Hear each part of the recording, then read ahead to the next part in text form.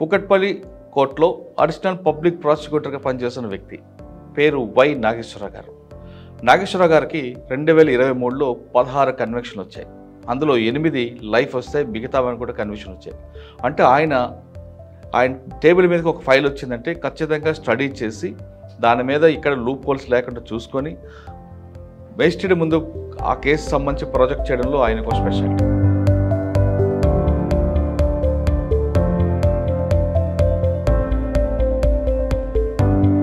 Gachibowli police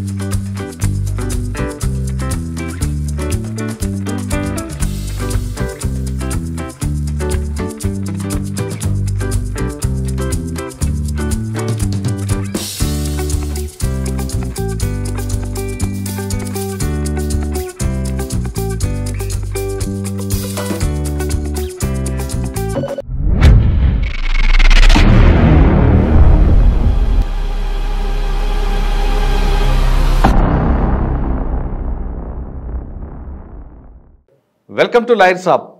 ఈ వారం మన గెస్ట్ కుకట్పల్లి కోర్టులో అడిషనల్ పబ్లిక్ ప్రాసిక్యూటర్గా పనిచేస్తున్న వ్యక్తి పేరు వై నాగేశ్వరరావు గారు. నాగేశ్వరరావు గారికి 2023లో 16 కన్విక్షన్లు వచ్చాయి. అందులో 8 లైఫ్ వస్తాయి, మిగతావని కూడా కన్విక్షన్ వచ్చాయి. అంటే ఆయన టేబుల్ మీదకి ఒక ఫైల్ వచ్చిందంటే ఖచ్చితంగా స్టడీ చేసి దాని మీద ఇక్కడ లూప్ హోల్స్ లేకుండా చూసుకొని మేజిస్ట్రేట్ ముందు ఆ కేసు సంబంధించి ప్రాజెక్ట్ చేయడంలో ఆయనకు ఒక స్పెషాలిటీ.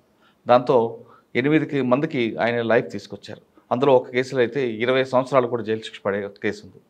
అటువంటి కేసులు చేయాలంటే ఏ విధంగా ప్రొఫెషనల్గా ఉండాలి, పోలీస్కి ప్రాసిక్యూషన్ మధ్యన సందమ బాంధవ్యాలు ఏ విధంగా ఉంటే కేసులు కన్విక్షన్ వస్తాయి విషయాన్ని సార్ నుండి తెలుసుకుందాం. సార్ నమస్తే అండి. నమస్కారం సార్. సార్ మీ 23 రికార్డు చూస్తుంటే 16 కన్విక్షన్ కనిపిస్తున్నాయి. అందులో 8 లైఫ్ ఉంది, మిగతా 8 కూడా శిక్షలు పడ్డాయి. అంటే ఆ కేసులు ఇంపార్టెంట్ కేసులు చెప్పండి. ఒకటి. రెండోది, గచ్చిబౌలి పోలీస్ స్టేషన్ పరిధిలో పట్టపగలు కానిస్టేబుల్ బెదిరిస్తూ ఒక రౌడీ షీటర్ ఒక 307 చేస్తాడు. అక్కడ పోలీసుని కూడా బెదిరిస్తాడు. కానీ ఆ కేసులు ఎందుకు అక్విటల్ అయింది, కన్విక్షన్ ఎందుకు రాలేకపోయింది? అంటే అందులో కత్తి సీజ్ చేస్తారు, కేసు ప్రాపర్గా ఇన్వెస్టిగేషన్ చేస్తారు. అంటే పోలీసు ల్యాబ్స్ అనుకోవాలా, ప్రాసిక్యూషన్ ఫెయిల్ అనుకోవాలా? అందులో కన్విక్షన్ రాకపోవడానికి ప్రధాన కారణం ఏంటి? తో పాటు ఈ 2 ప్రశ్నలు సమాధానం చెప్పే ముందు నాగేశ్వరరావు గారు ఈ ప్రొఫెషన్లోకి బై ఛాన్సా బై చాయిసా? 2 సార్. చెప్పండి. మీకు మీ ఫ్యామిలీ బ్యాక్గ్రౌండ్, ఎందుకు యూనిఫామ్ వేసుకొని అంటే ఈ ప్రొఫెషన్లోకి రావాలనుకున్నారు చెప్పండి. నేను యాక్చువల్గా 2000లో నేను ప్రొఫెషన్లోకి వచ్చాను సార్. అంటే మీ కుటుంబ నేపథ్యం చెప్పండి ఒకసారి. మీ వ్యవసాయ కుటుంబం సార్. మాది దండుమైలరం విలేజ్, ఇబ్రాహీంపట్నం మండల్, అంతా కుకట్పల్లిలో సెటిల్ అయ్యాను సార్. అందులో భాగంగానే నేను ప్రాక్టీస్ 2000 నుంచి స్టార్ట్ చేశాను. ఆ తర్వాత పీపీగా. ఈ ప్రొఫెషన్ ఎందుకు ఎంచుకున్నారు మీరు? ఛాన్సా చాయిసా? ఛాన్స్ అనేది ఏం లేదు సార్, కంపల్సరీ అడ్వకేట్గా ఉండాలనేసి డిసైడ్ అయ్యాను. అదే, దానికి ఒక రీజన్ ఉంటుంది కదా? రీజన్ అనేది పర్టికులర్గా మాది ఓసీ కమ్యూనిటీ, మాకు జాబులు ఎక్కువ చదవలేకపోవడం కావచ్చు, ఏదో కావచ్చు రీజన్. జాబ్ అందరికీ ఓసీలకు ఛాన్స్ రాదు కదా సార్ మెయిన్గా. అంటే గవర్నమెంట్ జాబ్ రాదనేసి ఈ ప్రొఫెషన్ ఎంచుకోవడం జరిగింది సార్. ఓకే. దానికి కూడా ఎస్ఐ సెలక్షన్ కూడా చాలా ట్రై చేశాం సార్. అందులో భాగంగానే ఈ ఎన్సీసీ దీంట్లో కూడా ఆర్ఐ పెరేడ్ కూడా వెళ్ళాం సార్. ఆర్డీ పెరేడ్ అన్నీ కండక్ట్ చేశాం సార్. ఎన్సీసీలో కూడా మంచి గుర్తింపు, సి సర్టిఫికేట్ కూడా తీసుకున్నాం సార్. అంటే క్వాలిఫికేషన్ అంటే ఎడ్యుకేషన్ అంతా Kukatpally? Yes sir, Osmania university. Okay. ఈ ప్రొఫెషన్ ఎవరి దగ్గర ఫస్ట్ మీరు? ప్రొఫెషన్ మా సీనియర్ వచ్చేసి కే జనార్దన్ రెడ్డి గారు సార్.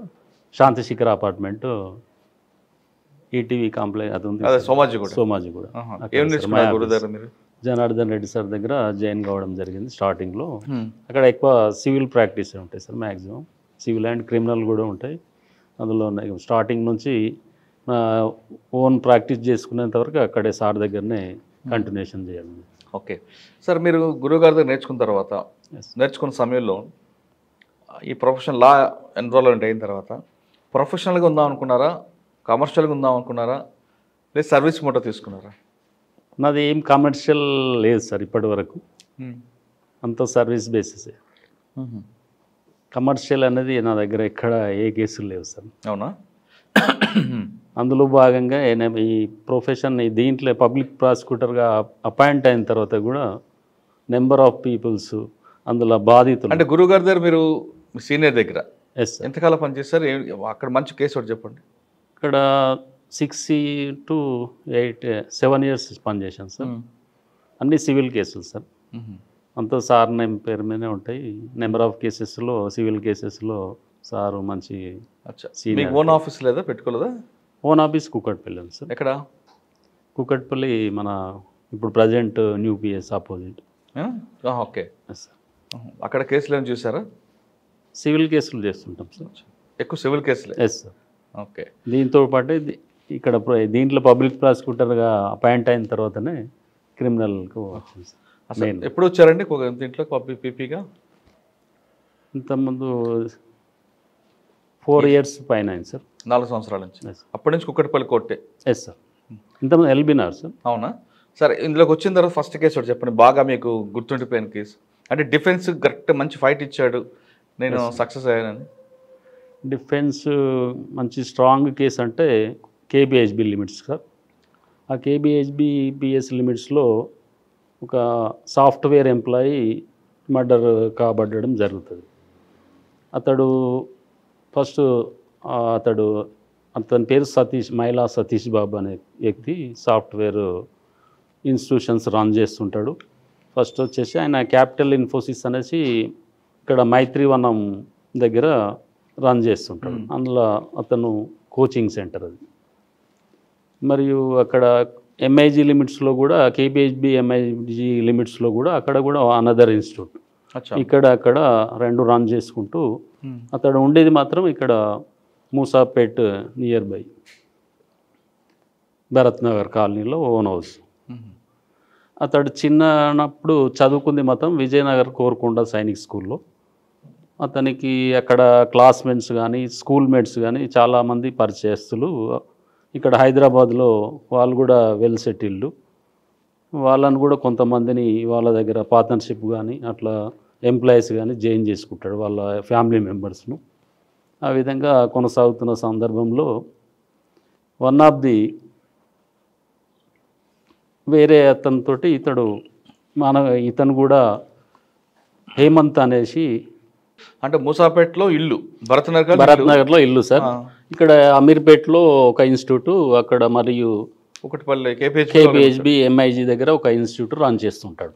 ఆ రన్ చేస్తున్న సందర్భంలో వన్ ఆఫ్ ది వాళ్ళ కోలీగ్స్, వాళ్ళ క్లాస్మేట్స్ అయినటువంటి వాళ్ళతోటి ఇతను ఒక హేమంత్ మాత అనేసి పరిచయం చేపిస్తారు. ఇతను కూడా మన స్కూలే, మన క్లాస్మేటు, వేరే బ్యాచ్ అనేసి అతనితో పరిచయం చేపిస్తే అతడు కూడా ఇతనికి రమ్మని చెప్పేసి, నీకు కూడా ఒక ఎంప్లాయ్మెంట్ ఇస్తా అనేసి రమ్మని చెప్పేస్తే ఎంప్లాయ్మెంట్ కింద జాయిన్ చేసుకుంటాడు, వన్ ఆఫ్ ది ఎంప్లాయీ కింద. అదే క్రమంలో కొన్ని రోజుల తర్వాత అనదర్, ఈ 2 ఇన్స్టిట్యూట్లు కాకుండా అనదర్ ఇన్స్టిట్యూట్ మళ్ళీ ఒకటి అక్కడే మైలాసాఫ్ట్ అనేసి అతని సర్నేమ్ తోటి అనదర్ ఇన్స్టిట్యూట్ కేబిహెచ్బిలో ఇంకోటి అదే బిల్డింగ్లో ఓపెన్ చేస్తాడు. అందులో ఎంప్లాయీగా వండుకుంటూ ఇది హేమంత్ అనే వ్యక్తి పార్ట్నర్షిప్ కూడా ఇస్తాడు ఓనర్. ఇచ్చిన తర్వాత మంచిగా సక్సెస్ఫుల్గా జరుగుతుంటుంది. అదే క్రమంలో one of the student software ఈమె కోచింగ్కి వస్తుంది. వచ్చిన తర్వాత ఆమె కూడా సాఫ్ట్వేర్ కోచింగ్ అయిపోయిన తర్వాత ఆమెను కూడా ఎంప్లాయీగా తీసుకుంటాడు ఇతను సతీష్ గారు. తీసుకున్న తర్వాత కొన్ని రోజులకు అదే క్రమంలో ఆల్రెడీ ఇతనికి హేమంత్కు మ్యారేజ్ అయింది, ఒక బాబు ఉంటాడు. ఎప్పుడైతే ఈ అమ్మాయితోటి ఇతనికి పరిచయం అయిందో కో ఎంప్లాయీ తోటి, ఈమె క్లోజ్గా రిలేషన్షిప్లో కలుపుకొని ఆమెనేమో అక్కడ పక్కకు హాస్టల్లో జాయిన్ కావడం జరుగుతుంది. ఆ హాస్టల్లో వండుకుంటూ ఇక్కడికి ఆఫీస్కి వస్తుంటుంది రెగ్యులర్గా. అదే క్రమంలో ఆమె ఆ విషయంలో గొడవలు అవుతుంటాయి ఫ్యామిలీ మెంబర్స్కు, హేమంత్ వాళ్ళ భార్యకు హేమంత్. ఆ క్రమంలో వాళ్ళిద్దరికి కూడా డైవర్స్ తీసుకుందామనేసి డిసైడ్ అవుతారు. ఈ విషయం ఆమెకు తెలిసి డైవర్స్ కూడా తీసుకుంటుంది. తీసుకున్న తర్వాత ఇతడు ఏం చేస్తాడంటే హేమంత్ హాస్టల్ నుంచి ఆమెను తీసుకొచ్చేసి అనదర్ పక్కకు ఒక రూమ్ తీసుకుంటాడు.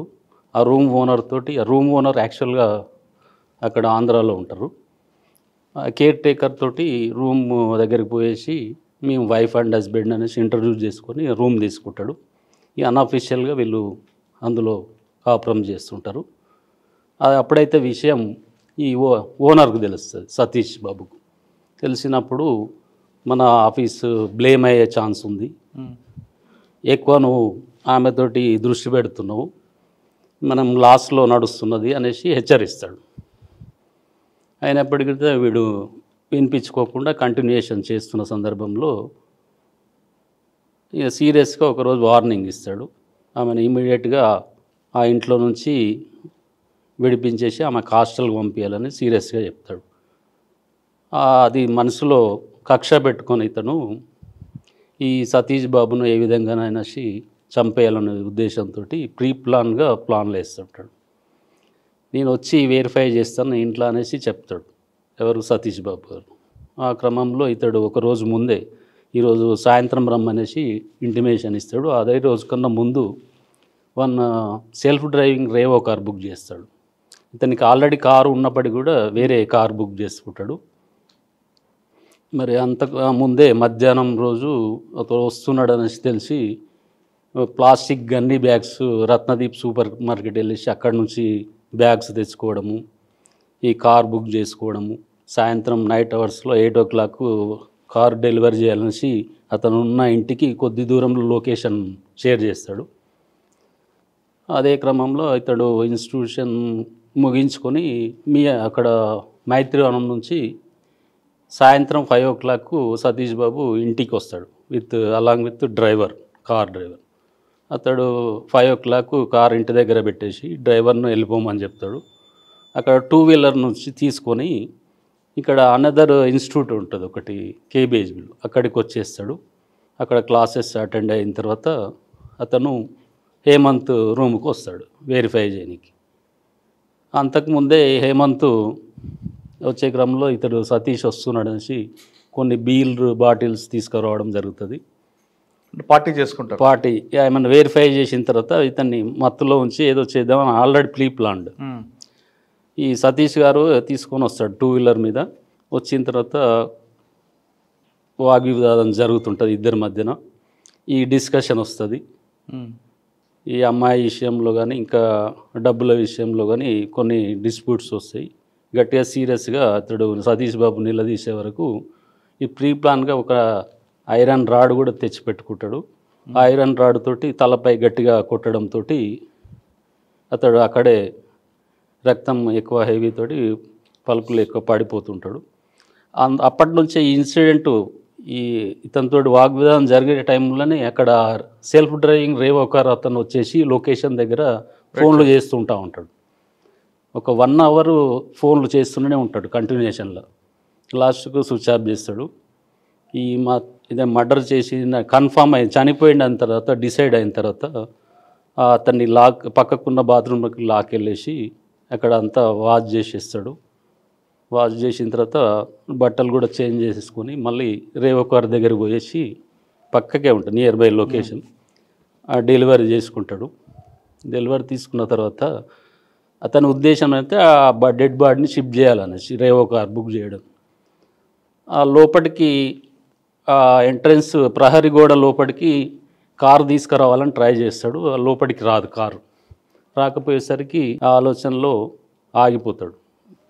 డెడ్ బాడీని షిఫ్ట్ చేసేందుకు వీలు కాలేదు. ఆ నైట్ ఎర్లీ మార్నింగ్ 11 o'clock అయిపోతుంది. అప్పటికే 11 to 12 ట్రై చేస్తాడు, కుదరలేదు.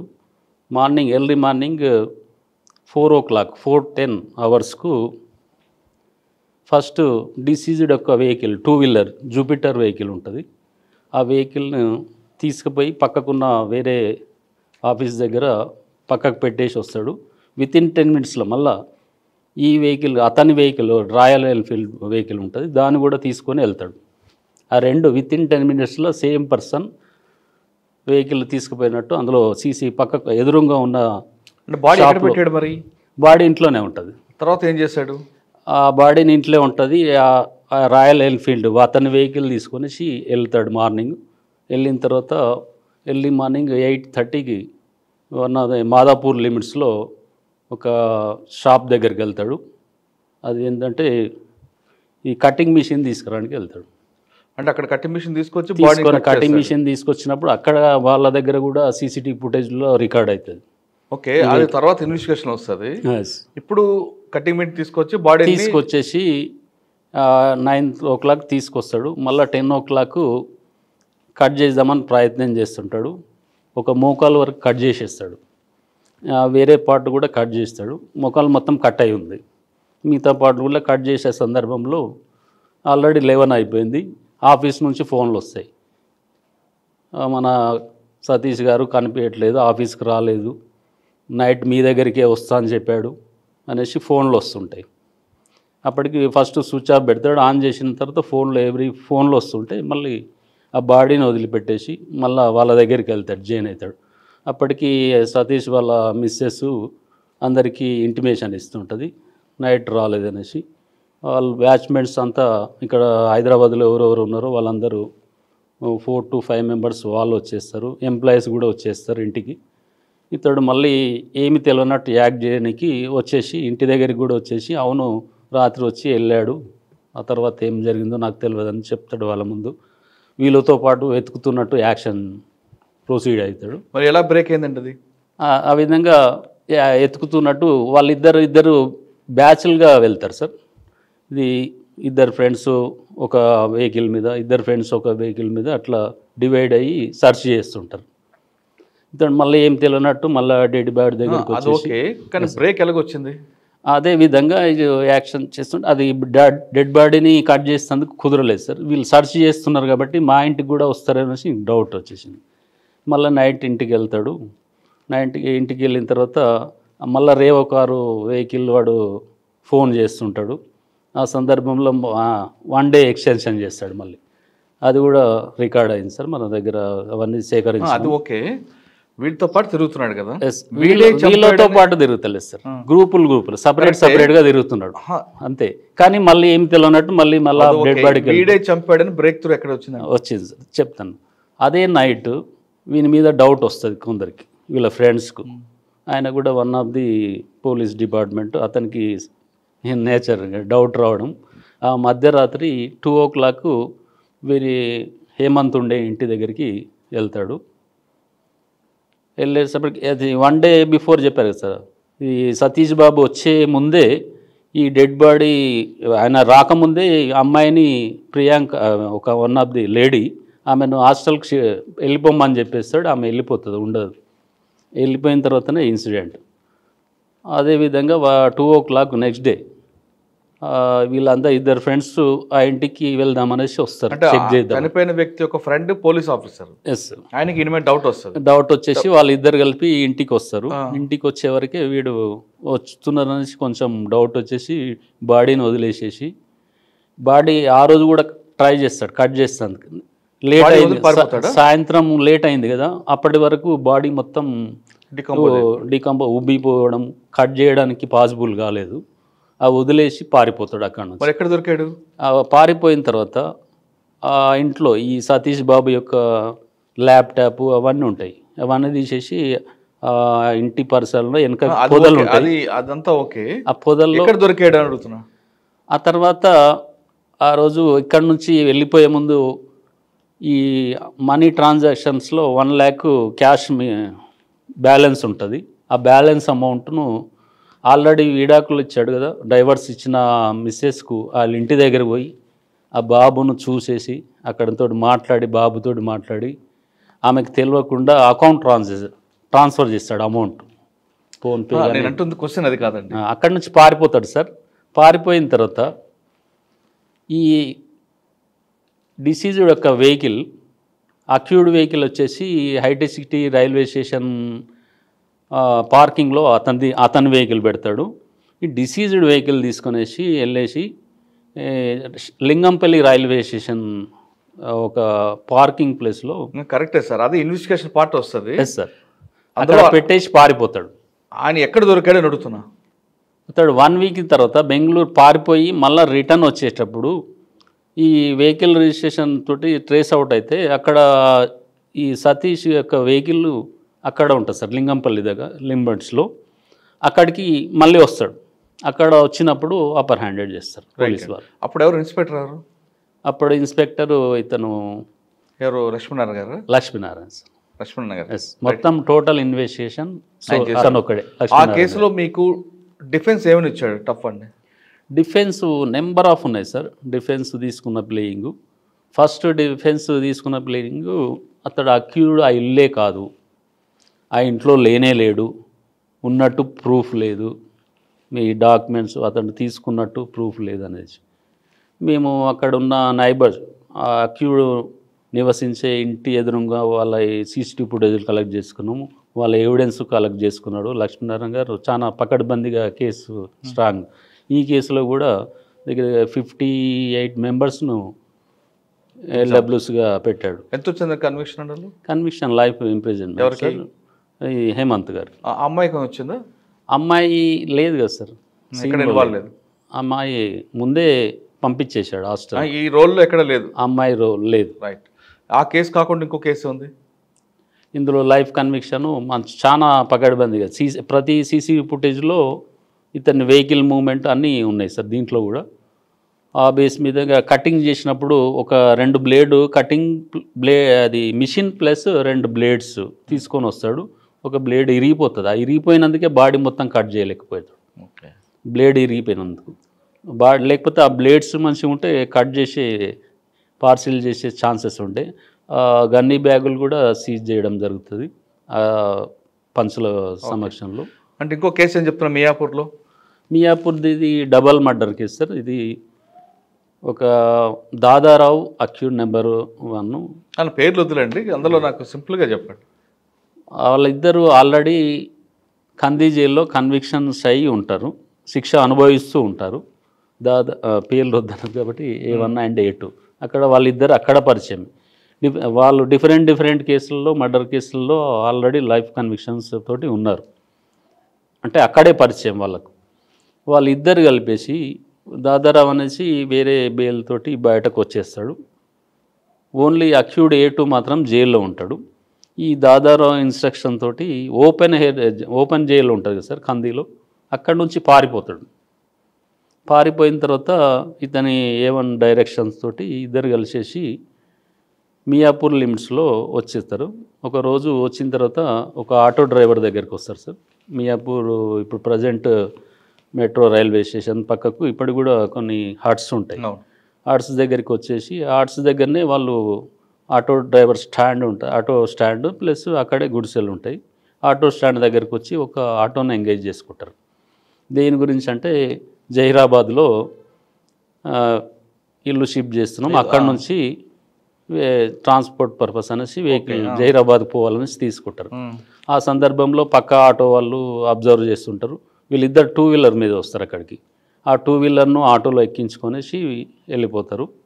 ఆ రోజు మధ్యాహ్నం సాయంత్రం వరకు వెయిట్ చేసి వాళ్ళ భార్య నైట్ కంప్లైంట్ చేస్తుంది, మా హస్బెండ్ ఇట్లా వెళ్ళాడు రాలేదు అనేసి. నెక్స్ట్ డే మార్నింగ్ ఇస్తారు కంప్లైంట్.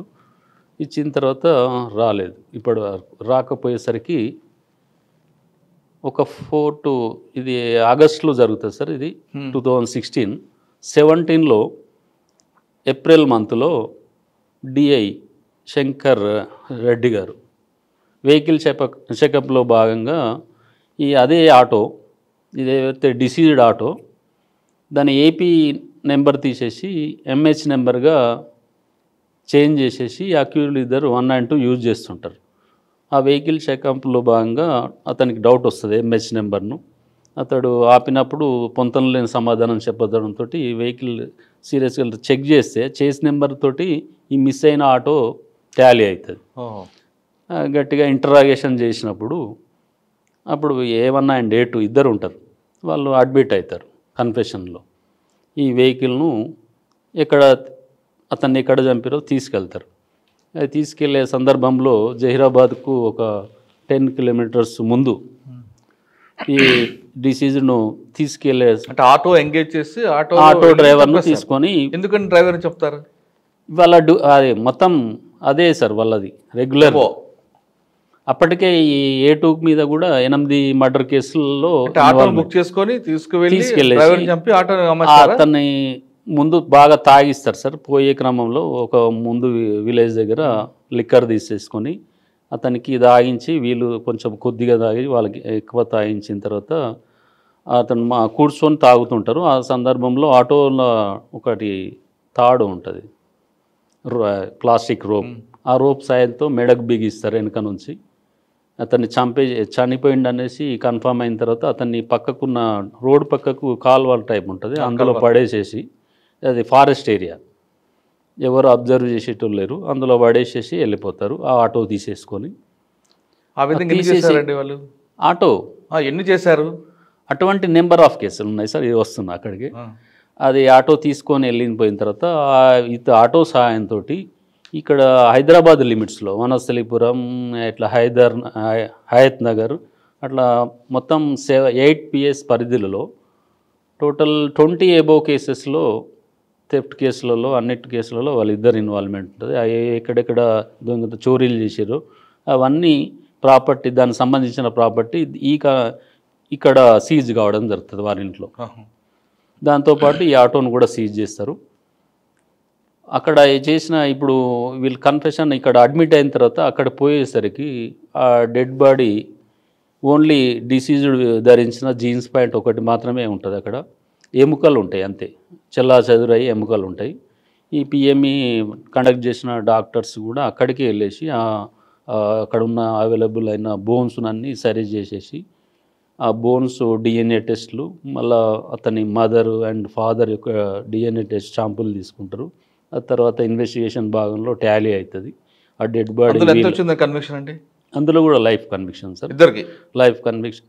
ఒక్కరి మీదనే ట్రయల్ జరిగింది సార్. ఆల్రెడీ అతడు జైల్లో ఉన్నాడు, జైల్లో నుంచి పారిపోయాడు సార్. అది దొరకలేదు. అప్పటి నుంచి మరి ఇక్కడ వేరే కేసులో తీసుకెళ్లారు. ఆల్రెడీ వేరే కర్ణాటక బీదర్ కేసులలో A1 ఇన్వాల్వ్మెంట్ ఉండే, అక్కడ తీసుకెళ్లారు. ఇక్కడ మళ్ళీ రాలేదు, ఒక ట్రయల్ అయింది, ఓన్లీ ఒక్కరి మీదనే ట్రయల్ అయింది. అతనికి లైఫ్ కన్విక్షన్, దీంట్లోకి గాను మళ్ళీ బాడీని షిఫ్ట్ చేసినందుకు గాను 7 years పనిష్మెంట్.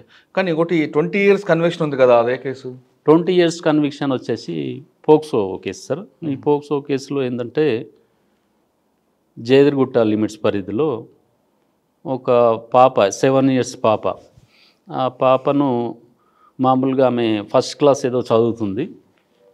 ఒకరోజు జనరల్ షాప్కు అనేది వెళ్తుంది. అదే బిల్డింగ్లో జనరల్ స్టోర్ పక్కకు ఉంటుంది.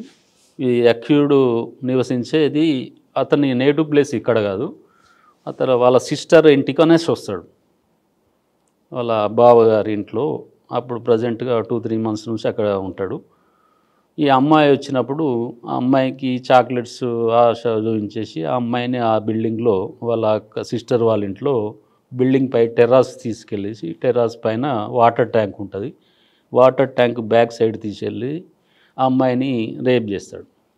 ఆ రేప్ చేసినప్పుడు ఆ పక్కకున్న బిల్డింగ్ టెనాంట్స్ వాళ్ళు అబ్జర్వ్ చేస్తారు. చూసి ఇమ్మీడియట్గా అరుచుకుంటూ వీని దగ్గరికి వచ్చే వరకు వీడు పారిపోతాడు అక్కడి నుంచి.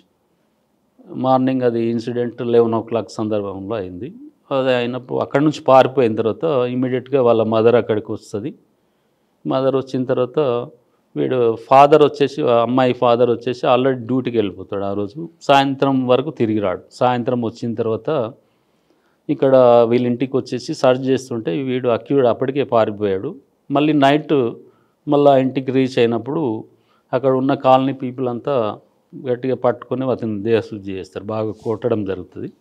ఆ మాబ్లో అక్కడ ఉన్న పర్సన్స్ కాంప్లైంట్, ఈ ఫాదర్ కూడా కాంప్లైంట్ ఇస్తాడు.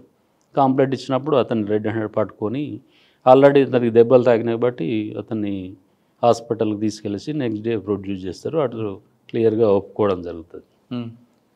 ఆ కేసులో సాక్ష్యాధారాలు, అటెనాట్స్, ఐ విట్నెస్, వాళ్ళు చూసిన వాళ్ళు, మెడికల్ ఎవిడెన్స్, అమ్మాయి అన్నీ బేస్ చేసుకుని మన కోర్టు పోక్సో జడ్జి గారు 20 years కన్విక్షన్, కళ్యాణ్ చక్రవర్తి గారు 20 years కన్విక్షన్ ఇవ్వడం జరిగింది. వాడేమన్నాడండి అప్పుడు 20 years పడగానే?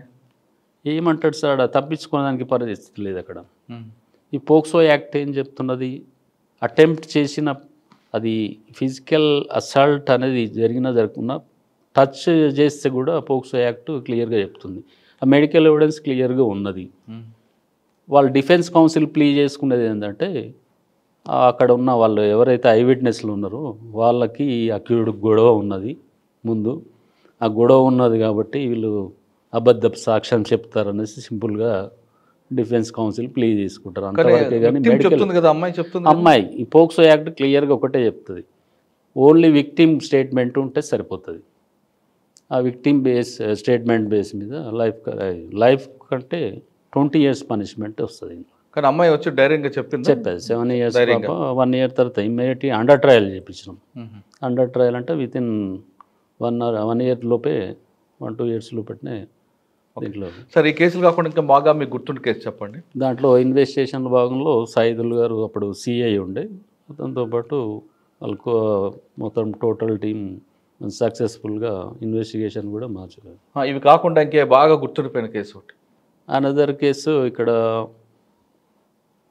ఈ Chandanagar limits double murder case sir. Double murder case ఇక్కడ గోపీనగర్ అనేసి ఒక ఉంది, రైల్వే స్టేషన్ నియర్ బై ఉంటుంది. ఆ గోపీనగర్లో ఒక ముస్లిం వికారాబాద్లో నుంచి ఇక్కడికి హైదరాబాద్కి రావడం జరుగుతుంది. అతనికి ఆల్రెడీ మ్యారేజ్ అయింది.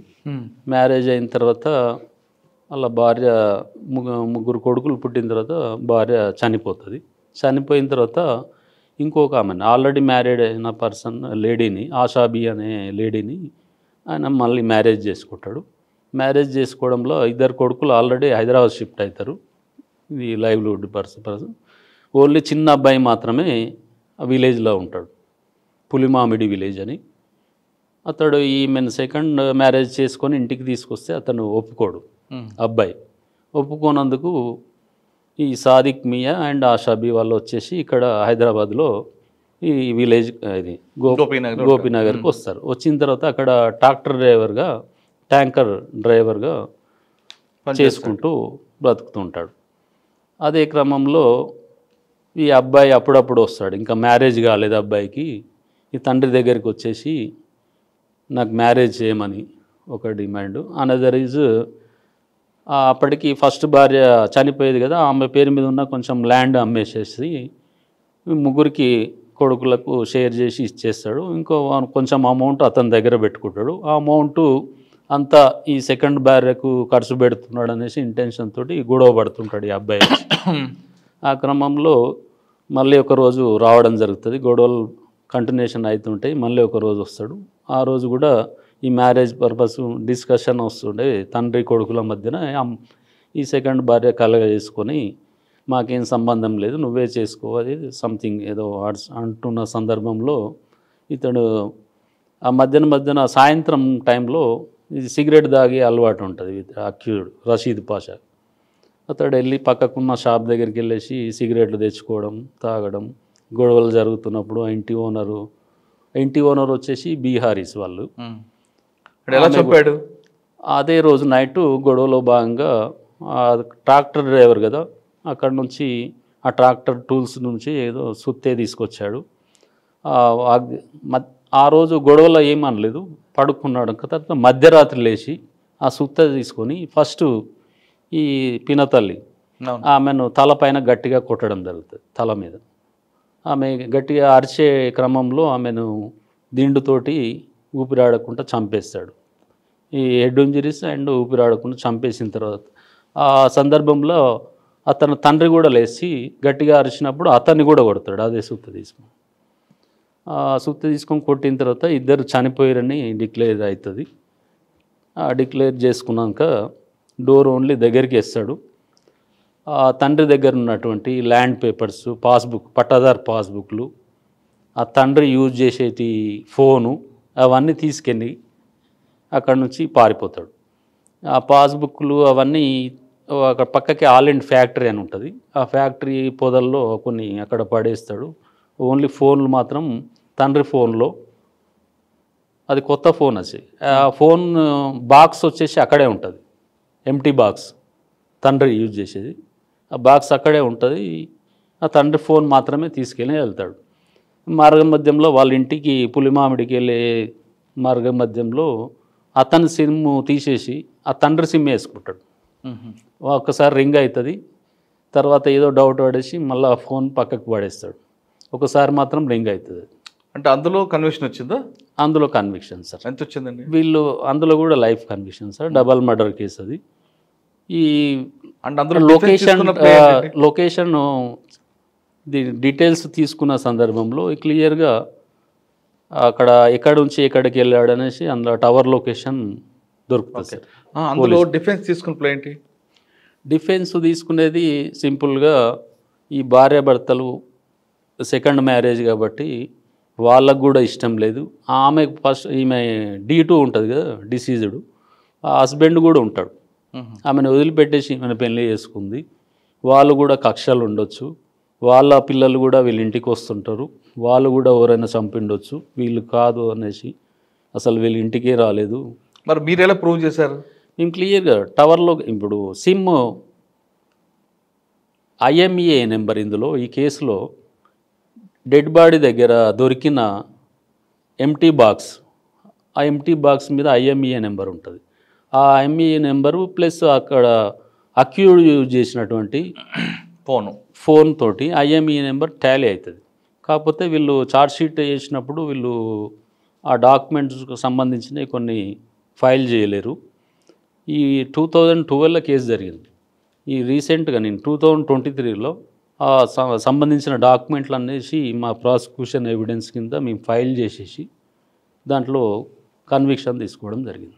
16 కేసులు 8 లైఫ్ తీసుకొచ్చారు. Yes sir. కానీ గచ్చిబౌలి కేసులో ఒక రౌడీ షీటర్ పట్టపగలు ఒక అటెంప్ట్ చేస్తాడు, అడ్డుకుంటున్న కానిస్టేబుల్ బెదిరిస్తాడు, అందులో కత్తి కూడా సీజ్ అయింది. Yes sir. కానీ ఎందుకు అందులో కన్విక్షన్ రాలేదండి? అందులో అంటే అక్కడ ప్రాసిక్యూషన్ ఫెయిల్ అనుకోవాలా, ఇన్వెస్టిగేషన్ ల్యాబ్స్ అనుకోవాలా? ఇన్వెస్టిగేషన్ ల్యాబ్స్ అనేసి అనుకోవడానికి కూడా లేదు, ప్రాసిక్యూషన్ ఫెయిల్డ్ అని అనుకోవడానికి కూడా లేదు. అందులో ఏమవుతుందంటే 302 మర్డర్ కేసు, అది కూడా కత్తి కూడా సీజ్ చేస్తారు. తర్వాత చనిపోయినట్లుండే కదా ఆయన. ముందు 307, తర్వాత 302. అప్పుడే స్పాట్ డెడ్. అందులో ఏమైందంటే ది ఐ విట్నెస్ వచ్చేసి ట్యాక్సీ స్టాండ్ ఓనర్, అతను మహబూబ్ అనేసి అక్యూడ్ కమ్యూనిటీ డిసీజ్ అంతా సేమ్. అతడు ఏమైందంటే అతను చూసిన వ్యక్తి, అతని ముంగడనే జరిగింది. ఇమ్మీడియట్గా 164 స్టేట్మెంట్ రికార్డ్ చేశారు. అందులో కూడా అప్పటికే అతను నిన్ను చూశాను, కత్తి పట్టుకోవడం చూశాను కానీ చంపడం చూడలేదు అనేసి చెప్తారు. అంటే 164 కూడా అదే స్టేట్మెంట్ ఇచ్చాడా? సేమ్. మళ్ళీ మేము ఇక్కడ చెప్పిదానికి ప్రయత్నం చేశాము, అతడు మాకు సపోర్ట్ చేయలేదు. ఎవిడెన్స్ ఐ విట్నెస్ సపోర్ట్ చేయలేదు, అతను ఒక్కరిని మాత్రమే పెట్టారు. కనీసం అట్లీస్ట్ CCTV ఫుటేజ్లు అవి కానీ పెడితే ఏమన్నా దీంట్లో రిజల్ట్ వచ్చేది. మరి ఏ విట్నెస్ ఐ విట్నెస్ అందులో కోఆపరేట్ చేయలేరు, అందరు హాస్టైల్. మెయిన్ ఆ రీజన్ తోటి ఆ కేసు అక్విటల్ కావడం. అంటే అది పోలీస్ ల్యాబ్స్ అనాలా? ల్యాబ్స్ అని కదా, విట్నెస్ సపోర్ట్ చేయలేదు. అండ్ విట్నెస్ సపోర్ట్ చేయకపోతే కేసు అవ్వదంటారా? విట్నెస్ సపోర్ట్ చేయలేదు, ప్లస్ ఈ కత్తి సీజ్ చేసినప్పుడు ఆ కత్తి ఫింగర్ ప్రింట్స్ కానీ అవన్నీ తీసుకునేది ఉండేది. దాన్ని బట్టి ఆ పార్ట్ మాత్రం ఇన్వెస్టిగేషన్ లోపాలు ఉన్నాయని చెప్పవచ్చు. ఆ ఫింగర్ ప్రింట్స్ తీసుకోలేదు. యాక్చువల్గా పంచు కనీసం కన్ఫెషన్ పంచ్ కూడా ఆ రోజు సీజ్ చేసిన కత్తి కూడా అది కాదని చెప్తాడు. అన్ని లోపాలు ఉన్నప్పుడు ఏ జడ్జి కూడా ఎవరేం చేయలేరు. అచ్చా, ఓకే, ఫైనల్గా వద్దామండి. టోటల్గా వచ్చేసి ఆ కేసులో విట్నెస్లు ఎవరు సరిగ్గా సపోర్ట్ చేయలేదు. మెయిన్ అట్లీస్ట్ ఫింగర్ ప్రింట్స్ ఉన్నా కానీ ఆ ఫింగర్ ప్రింట్స్ బేస్ మీద బ్లడ్ స్టెయిన్ షాంపుల్స్ తోటి టాల్ అయిన సైంటిఫిక్ ఎవిడెన్స్ తోటి కన్విక్షన్ వస్తుండే. అట్లీస్ట్ ఆ ఎఫ్ఎస్ఎల్ రిపోర్ట్స్ కూడా లేవు మెయిన్ అది.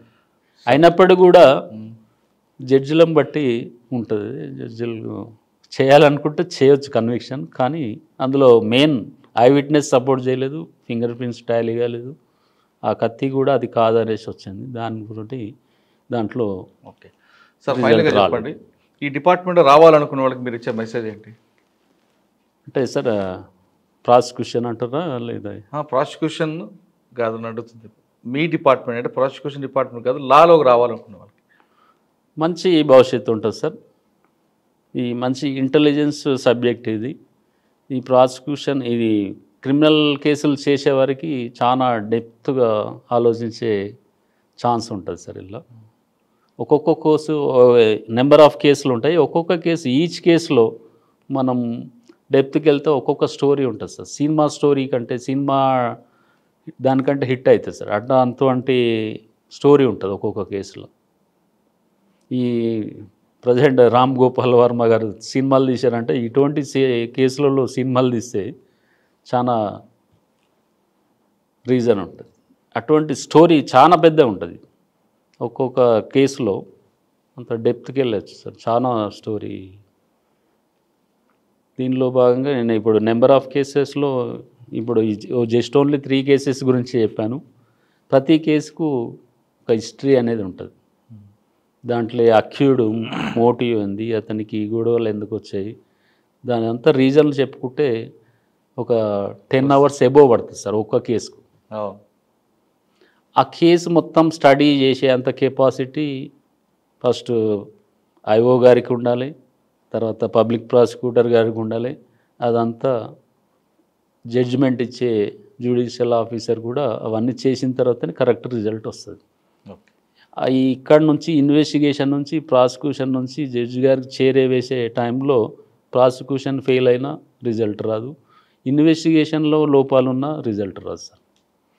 ఇన్వెస్టిగేషన్ పకడ్బందీగా చేసినప్పటికీ కూడా ప్రాసిక్యూషన్ జడ్జికి ప్రజెంట్ చేసే టైంలో ఏ ఒక్క ఇప్పుడు 64 విట్నెస్, 50 విట్నెస్, 30 విట్నెస్ ఉంటారు. అందులో విట్నెస్లు సపోర్ట్ చేయకుండా కానీ కేసు వీక్ అయ్యే ఛాన్స్ ఉంటుంది. ఈ 2023లో నేను చేసిన కేసులో మాత్రం మ్యాక్సిమం అన్ని కేసుల్లో విట్నెస్లు సపోర్ట్ చేయించుకున్నాం. ఓకే, కానీ గచ్చిబౌలి కేసులో, పింకీ మర్డర్ కేసులో ఎస్ సార్ అది మీకే వస్తుంది, కానీ వేరే పీపుల్ పెట్టడం వెనక దాని మీద చాలా రీజన్స్ ఉన్నాయి సార్. అప్పుడు 2023 బైఫర్కేషన్ టైంలో ఓన్లీ ఒకటే కోర్టు మాత్రం రన్ అవుతుంది. 14 PS పరిధిలో ఉన్నది ఆ కోర్టు. 15th ఏజ్ కోర్టు 14 PSల పరిధిలో ఉన్నది. సివిల్ జ్యూడిక్షన్ కూడా చాలా పెద్దది. సివిల్ మ్యాటర్స్ కూడా హెవీ కేసెస్. టాప్ 1 తెలంగాణలో ఎక్కువ ఆదాయం సమకూర్చే కోర్టు అదే, అప్పటికే అదే ఉండే. లిటిగేషన్స్ కేసులు చాలా ఎక్కువ, ఫ్యామిలీ ఓపీ కేసులు, ఫ్యామిలీ డైవర్స్ కేసులు కూడా అదే కేసులో ఎక్కువ. టైం కేటాయించలేకపోయారు. అయినప్పటికీ కూడా 18 సార్లు మేము బెయిల్ అప్లికేషన్ డిస్మిస్ చేసేసి అండర్ ట్రయల్ హైకోర్టు డైరెక్షన్స్ కూడా వచ్చింది, అక్కడ కూడా 3-4 times డిస్మిస్ కావడం జరిగింది. అందులో వర్క్లోడ్ మాకు వర్క్లోడ్ కదా సార్, కోర్టుకు టైం దొరకలేదు. Court trial high court directions within 6 months లోపల కేసు డిస్పోజ్ చేయాలని ఉన్నప్పటికీ కూడా ట్రయల్ చేయడానికి సాధ్యం కాలేదు. దాంతోపాటు నెంబర్ ఆఫ్ కేసెస్ పెండింగ్ ఉన్నాయి. అక్కడ మన సిపి ఆఫీస్లో కేసులు డిస్పోజ్ అవుతలేవు ఇమీడియట్గా. ఈ రీజన్ అంతా వర్క్ లోడ్ అనేసి ఎవరు చూడరు సార్, మా కేసులు పెండింగ్ ఉంటున్నాయి అంతే. ఆ ఉద్దేశంతో హైకోర్టు కూడా డైరెక్షన్ ఇచ్చినప్పుడు కూడా కాలేదు. ఆఫీసర్స్కు లోడ్ తోటి ఇమీడియట్గా అక్కడ ప్రాసిక్యూషన్ డిపార్ట్మెంట్ నుంచి కానీ ఎక్కడి నుంచి మన స్పెషల్ పీపీగా అపాయింట్ కావాలని ఆ లోపునే నేను 19 members విట్నెస్ను ఎగ్జామ్ చేశాను. అవుట్ ఆఫ్ 64లో 19 members చేసిన తర్వాత ఇట్లా స్పెషల్ పీపీ అపాయింట్ అయ్యారంటే నేను కూడా అతనికి సపోర్ట్ చేసుకుంటూ ప్రసాద్ గారు వచ్చారు.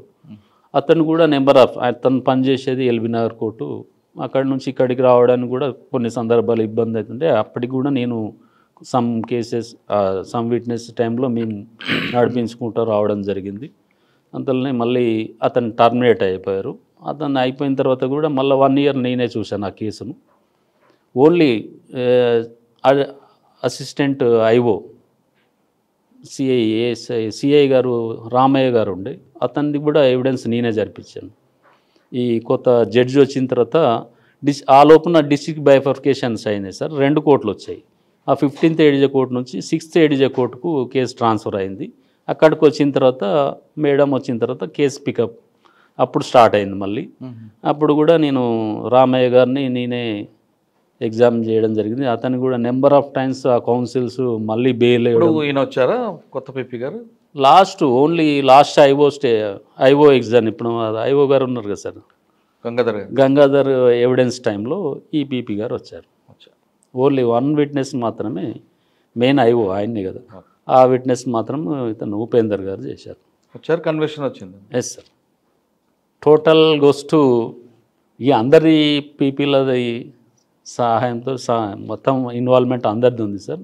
మెయిన్ ఐఓ గంగాధర్ గారు కూడా అతను ట్రాన్స్ఫర్ గచ్చిబౌలి నుంచి మేడ్చల్ పిఎస్, మేడ్చల్ నుంచి రాయదుర్గం, అక్కడ నార్సింగ్ ఎన్ని పిఎస్లు చేంజ్ అయినప్పుడు కూడా ఈ కేసు దృష్టిలో ప్రతి విట్నెస్ వచ్చినప్పుడు ఎంబడి రావడం, అతనికి బ్రీఫ్ చేయడం అతని పర్సుయేషన్లో జరిగింది సార్. ఓకే. నేను అప్పుడున్న సిపి గారు ఇంట్రెస్ట్గా అతన్ని ఛాన్స్ ఇవ్వడం, గంగాధర్ సార్కు కేసును పర్సూ చేయమనేసి ప్రోత్సహించడంతో అతను కూడా ఫుల్ టైం ఈ కేసుకు లా ప్రొఫెషన్లో రండి. వచ్చిన తర్వాత ప్రతి కేసుకు ఒక స్టోరీ ఉంటుంది అంటున్నారు నాగేశ్వరరావు గారు. ప్రతి కేసులో డెప్త్గా వెళ్తే ఒక సినిమా కథ రాయొచ్చు అంటూ చెప్తున్నారు. ఖచ్చితంగా అంటే పేదవాడికి న్యాయం చేయాలంటే లా ప్రొఫెషన్ ది బెస్ట్ ప్రొఫెషన్ అంటూ ఆయనకున్న అనుభవం చెప్తున్నారు. ఇది ఈ వారం నాగేశ్వర గారు ఇంటర్వ్యూ. వచ్చే వారం మరో గెస్ట్తో మళ్ళీ కలుద్దాం. అంతవరకు ఒకటే, ఏది ఏమైనప్పటికీ కూడా అక్యూజ్లు తప్పు చేసే సందర్భంలో ఎన్నో లోపాలు చేస్తుంటారు. అది ఎవరు కనిపెట్టలేరు అనేసి ఫీల్ అవుతుంటారు. మా ఎంత మేధావులు లేరు అనేసి ప్రతి కేసులో ప్రతి దాంట్లో చూస్తున్నాం. ఏదో చిన్న క్లూస్ వదిలేస్తుంటారు కంపల్సరీ. ఆ క్లూస్లో భాగంగా కానీ పోలీస్ డిపార్ట్మెంట్ ఈజీగా కనిపెట్టే ఛాన్సెస్ ఉంటాయి. ప్రాసిక్యూషన్ కూడా ప్రొడ్యూస్ చేసే ఛాన్స్ ఉంటుంది. అక్యూడ్ చేసే తప్పిదాలను రిపీట్ కాకుండా ఎంతటి మేధావైనా ఏదో ఒక క్లూస్ తోటి దొరకక తప్పదు, శిక్ష అనుభవించక తప్పదు అనేసి మా మెసేజ్ సార్. అందులో భాగంగా ఈ అవకాశం ఇచ్చినటువంటి మా prosecution director of prosecution madam Vyjayanthi గారికి ప్రత్యేకంగా ధన్యవాదాలు చెప్పుకుంటున్నాం. అదే ఇంత ముందుకు ఉన్నటువంటి సిపి సైబరాబాద్ సిపి గారు కానివ్వండి, ఇప్పుడున్న అవినాష్ మహంతి గారు కానీ, డీజీపీ గారి వాళ్ళకు నాకు ప్రత్యేక ధన్యవాదాలు సార్.